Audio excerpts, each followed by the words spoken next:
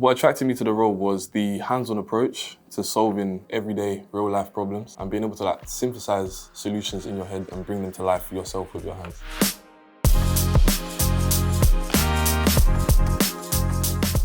My name's Sean Worrell. I'm a mechanical service and maintenance engineer in my third year in the facility services division.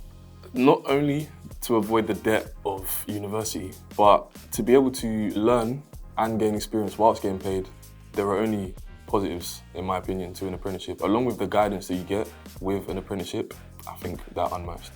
But what do I enjoy about my apprenticeship? I enjoy getting paid, and I also enjoy showing off my skills outside of work.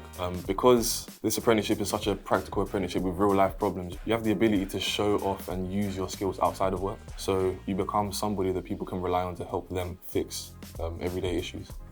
The challenges of an apprenticeship, I think, mostly balancing your work life, study life, and your personal life is something that you're constantly juggling, and it's something that I think you learn to juggle with the support of your ADP, your apprenticeship development partner, and colleagues in general support around you.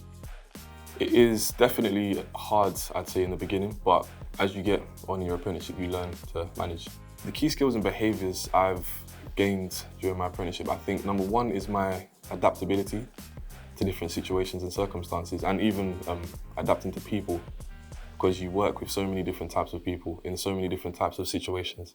You have to kind of learn to be a people person. Alongside my time management hasn't always been very good, but with the help of my apprenticeship development partner and the general support that NG Bailey provides, I've been able to get myself back in line. The support that I've been given throughout my apprenticeship from my apprenticeship development partner Karen and my manager Gary, I couldn't tell you.